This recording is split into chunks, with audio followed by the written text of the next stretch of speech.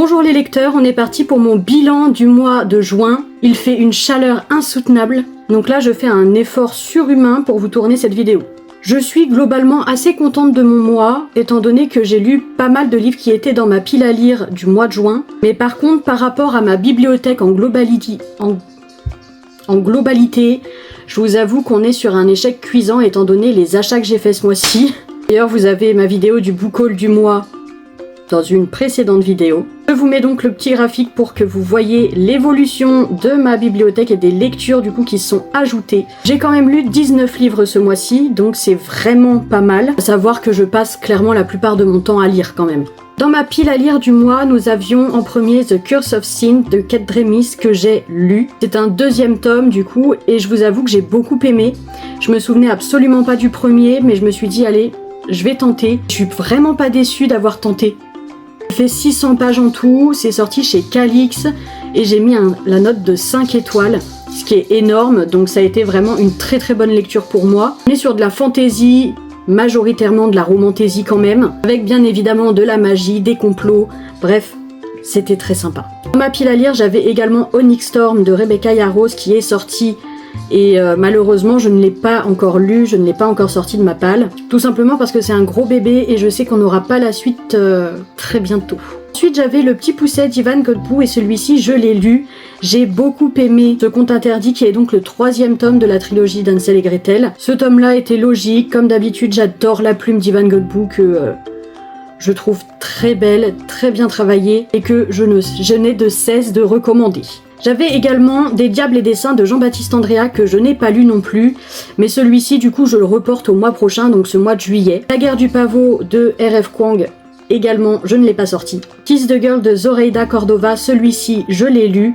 J'ai été un petit peu déçue de ma lecture, je vous en ai parlé dans mon dernier bilan lecture, que je vous conseille d'aller voir si vous souhaitez avoir un petit peu plus de détails quant à ce livre, même que pour Un léger malentendu de Rose Mia. J'ai lu dans la même semaine que Kiss the Girl. Celui-ci par contre je l'ai beaucoup aimé, je l'ai bien apprécié, c'est une lecture d'été qui est très fluide, très simple à lire, accessible à tout le monde, mais qui traite quand même de traumatisme, donc avec quelques trigger warnings. J'avais également dans ma pile à lire du mois de juin Target de Alba River, celui-ci je l'ai lu. J'ai bien aimé ma lecture, mais sans plus, écoutez, je ne m'en souviens pas. À l'heure où je vous parle, je n'ai que des bribes, on va dire, un petit peu de l'histoire globale.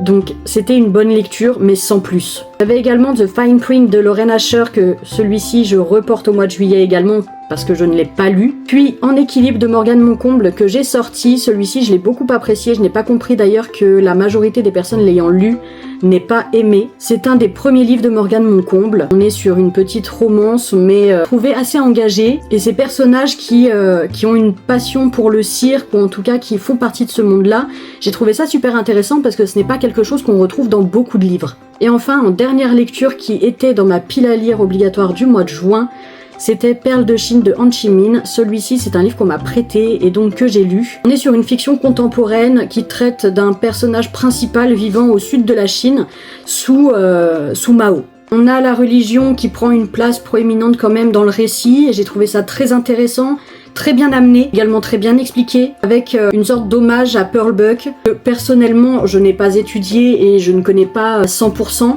et que j'ai apprécié découvrir dans ce livre. La question de l'identité, des origines, est la clé de ce roman, et vraiment ça apporte quelque chose de très très beau au récit. Pour les lectures que je n'avais pas dans ma pile à lire, en premier nous avons La Psy de Freda McFadden qu'on m'a prêté également.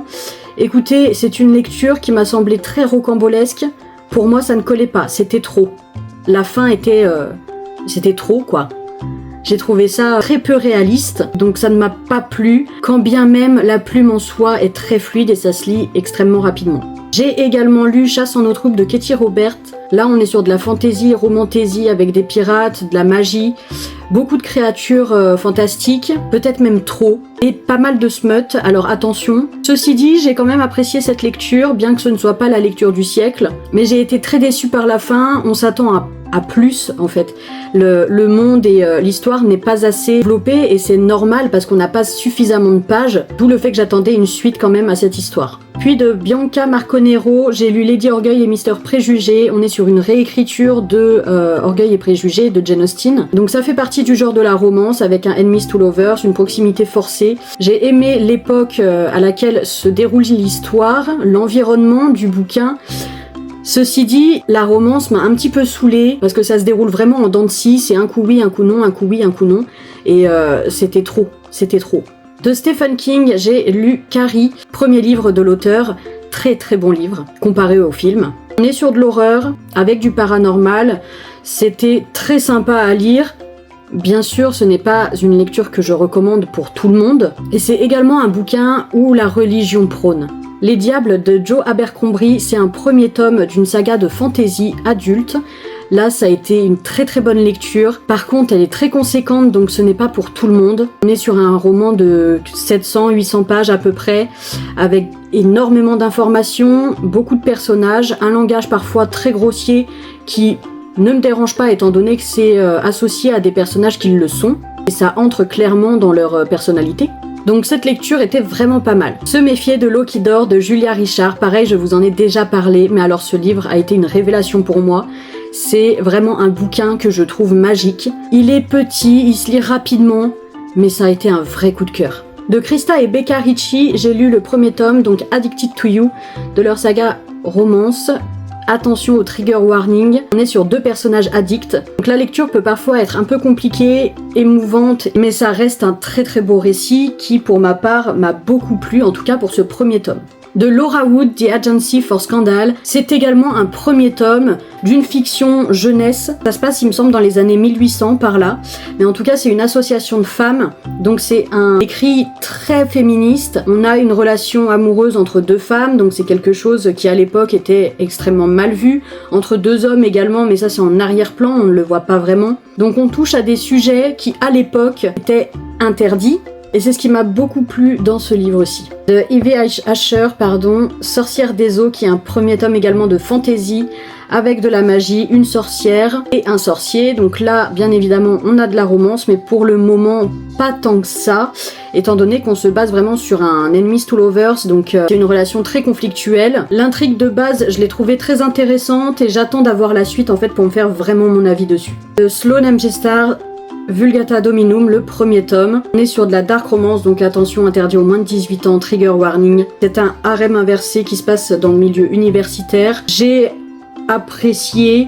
Ce livre me laisse perplexe et j'attends vraiment de lire le tome 2 en fait pour avoir un véritable avis sur la question. Et pour un premier tome, c'était sympa. Et pour terminer le mois, de Serena Giuliano, j'ai lu Felicita. Ça a été une déception, je l'ai trouvé trop plat. C'est beau, c'est beau, certes, mais je l'ai trouvé trop vide de péripéties. Je trouve qu'il y a un manque de rebondissement assez accablant pour le lecteur, et donc on peut très rapidement s'ennuyer. Alors heureusement c'est un livre qui fait 204 pages, donc qui se lit très rapidement quand même, mais je me serais pas vu lire 600 pages de livre comme celui-ci. Pour le livre coup de cœur du mois, il n'y en a eu qu'un, et c'est Se méfier de l'eau qui dort de Julia Richard. C'est un livre qu'il faut lire. On est sur de la fantaisie, mais ça se rapproche quand même vachement du réel. C'est que petit à petit que la fantaisie arrive, que la magie opère, et la façon dont l'autrice a écrit nous plonge véritablement en tant que personnage dans le récit. Donc j'ai trouvé ça absolument génial. La fin également m'a plu à 100%. J'aime beaucoup les fins qui sont réalistes ou tristes, parce que non, tout ne se finit pas toujours bien. Et on garde vraiment ce suspense tout au long du récit jusqu'aux dernières pages, qui pour moi est une véritable prouesse. J'espère que cette vidéo vous aura plu. N'hésitez pas à aimer, commenter, partager. Ça fait toujours un soutien de plus et ça fait plaisir. Et bisous!